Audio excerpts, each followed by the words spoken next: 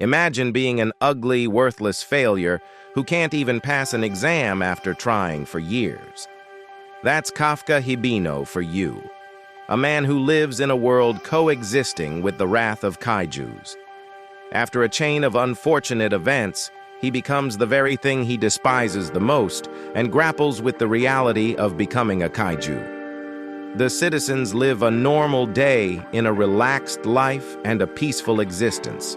All of a sudden, life dials up to 1,000 as Godzilla's fourth cousin appears and leaves destruction in its wake. The 60-meter-long lizard kaiju eats missiles for breakfast until a team of special forces, the Defense Corps, is summoned to the field. With their iconic uniforms, lightning-fast maneuvers, and expert team play, they obliterate the kaiju's heart with a powerful cannon, much like how my girlfriend obliterated mine. Consequently, the kaiju is slain at the hands of the 3rd Division team of the Defense Corps. After the fight, our ugly, fat-eating, useless protagonist gathers up the cleaning crew to take care of the monster's remains that are splattered across the city. The citizens celebrate their heroes for their epic takedown of the gigantic beast, as it is a grand achievement. The janitors, the cleaning crew, initiate their cleaning operations. Kafka remarks that it's a job that goes unappreciated and uncared for, as if this ugly scrub expected fame in this line of work. Kafka terms it their unknown battle against the kaiju, while his team uses high-tech equipment to cut apart the monster's flesh. One of his juniors makes a careless mistake and torches his leg. Kafka patches him up and advises the guy to ask for a worker's compensation, becoming the ultimate wingman with his support. Kafka is reassigned to take charge of a different section, and it just so happens to be the one that anyone would despise. The intestines are notorious for what goes inside, and unfortunately, our boy has to steal his heart to finish the notorious job. Kafka returns home an exhausted, stinking mess, regretting his life choices. He watches the news and hears about yet another success story of Captain Mina Ashiro. Mina Ashiro once shared a joint ambition with Kafka to eliminate all kaijus. Reflecting on such nostalgic memories, Kafka questions how his life decisions landed him on the other side of his goals. He consoles himself, thinking that the cleaning team is just as important in their role. The following day, Kafka reports to duty and discovers that Rino Ichikawa, a part-time student, will join them at work. Ichikawa is a Defense Corps aspirant and wants to join the team someday. Takuda ridicules Kafka by saying that he shared the same dream and instead ended up a veteran of the cleaning department. Kafka is embarrassed to hear such words, while the newbie Ichikawa asks straight-up questions about why he made such a drastic decision. Struck with pent-up guilt and hesitation, Kafka shrinks and gives an unsatisfactory answer. Frustrated to hear such words, Ichikawa basically calls him a pussy for not trying hard enough and leaves. Fast forward to their shift, Ichikawa is stationed to work on the intestine section. Kafka momentarily celebrates, but is soon told to work in the same area. Even though he whines an awful lot, Kafka works diligently at his job. After the shift, Ichikawa is wasted because of the horrible experience. Kafka enjoys his demise and slaps him with a multivitamin bottle to rejuvenate. He also hands him nose plugs because, well, you get the idea. Having made significant progress cleaning up the kaiju's remains, the team disperses for the day. Ichikawa turns up to Kafka and thanks him for his help. Before leaving, he informs Kafka that the Defense Force recruitment has updated its age requirement to a maximum of 33 years. Kafka is struck with shock, while Ichikawa explains that he observed his sad expression before and wanted to inform him, just in case. Kafka thanks Ichikawa when suddenly he is attacked by a monstrous yoju. This monster nearly devours him whole until Kafka saves Ichikawa. Kafka orders him to run and inform the Defense Corps. Kafka stays behind to become the monster's decoy. Thus begins an epic cat-and-mouse chase, where Kafka intelligently uses a narrow pathway to escape the monster's grasp. As he leaps from the window, Kafka is reminded of a memory he shared with Mina Ashiro. who at the time was sad that her cat died in the kaiju attack. Witnessing the remains of a looming destruction, both of them vowed to become Defense Corps officers. Kafka's survival continues to be compromised after the monster attacks him and shatters his leg. As he is about to meet his end, Ichikawa returns to save him.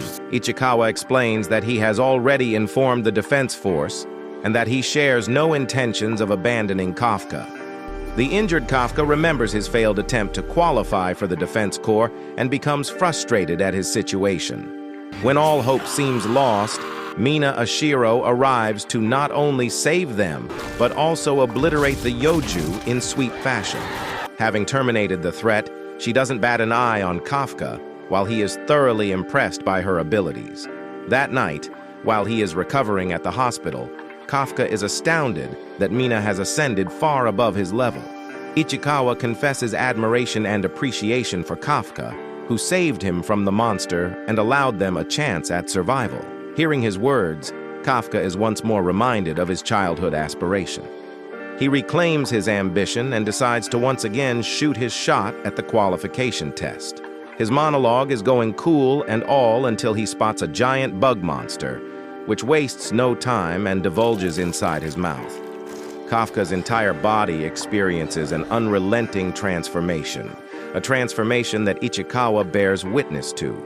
With his entire body transfigured into an unrecognizable monster, both Ichikawa and Kafka begin losing their minds. Mina Ashiro reported the sighting of a small kaiju raining terror inside a hospital. She prepares her team to dispatch and exterminate the threat. Meanwhile, Kafka, in his kaiju form, has terrified an old man. He tries to remedy the situation with a smile, which is creepy enough to make the patient pass out from fear. Kafka also boasts monstrous strength, as even the simplest of gestures proves to be destructive. Ichikawa warns him about the Defense Corps, which is on its way. Kafka realizes that his life is in danger. He reaches for the window and accidentally annihilates the building structure with a swipe. Kafka can't get a grip on his body and leaps from the hospital building. Mina is reported about the kaiju's latest escape from the hospital. Ichikawa is plagued with a billion questions about his senior co-worker. He doesn't know when or how it happened, and looks back to confirm if it is truly Kafka. Kafka himself, on the other hand, is capable of manifesting different forms straight out of a horror movie. Horrifically devouring a bird, he reverts. Kafka feels nervous and has the sudden urge to relieve himself.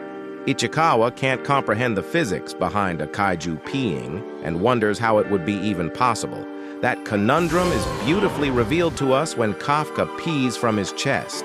Realizing that he's forever going to stay a virgin, Kafka collapses on the ground and questions if his Defense Corps ambition is forever ruined. Ichikawa emphasizes that he is the very thing the defense officers risk their lives to eliminate, so that Dream is annihilated for good.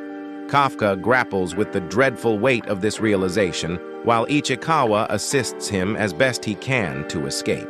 Suddenly, Kafka feels a strange ringing sensation from underground. He senses the wake of another kaiju attack. Ichikawa thinks that it is perfect for them as it serves as a distraction to the Defense Corps.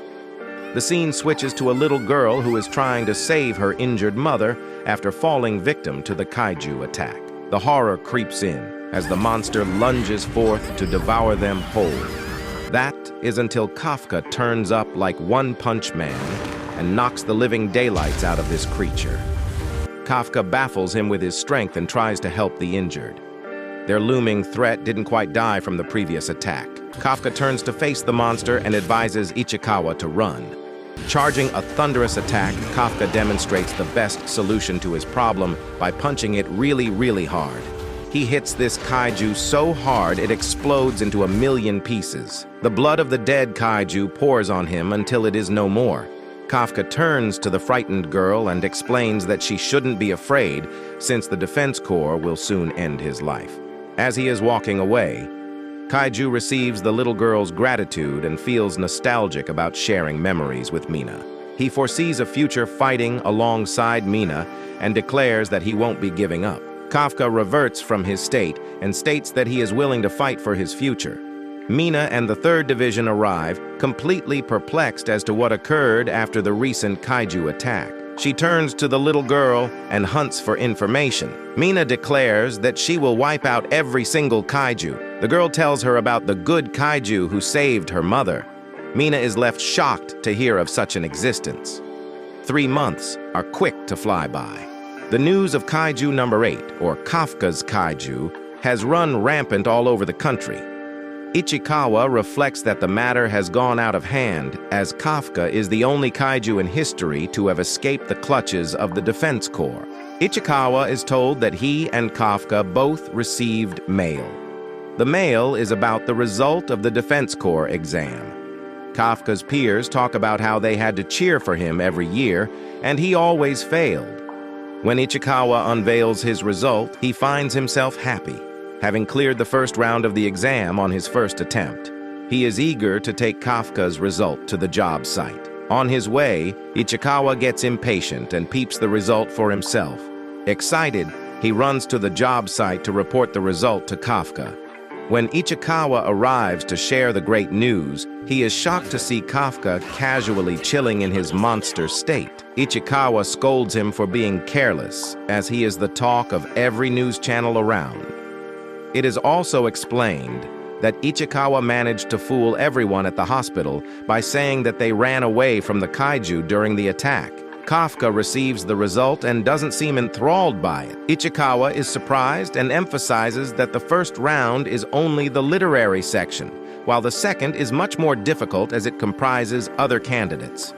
Kafka doesn't want to waste his final chance as a 32-year-old man and hopes to join the Defense Corps no matter what. Ichikawa shares his ambition and hopes to become rivals with his senior. 10 days later, the two arrive to participate in the second round of the exam. The area is swarmed with defense officers, which Ichikawa believes would be enough for Kafka's funeral if he accidentally transformed in front of them. Kafka and Ichikawa are about to check in for their spot when a strange girl calls him a boomer out of nowhere. She tells him that he should move his van elsewhere because she wants to park her car.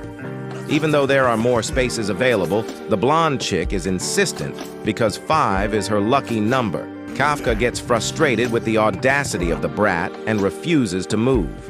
Realizing that she won't be able to persuade him, the girl takes matters into her own hands and activates her suit.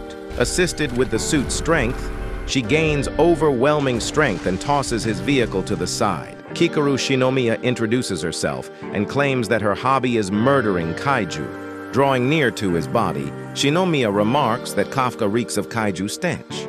Thanks for watching, guys. If you enjoyed this, don't forget to like and subscribe to the channel for more amazing content.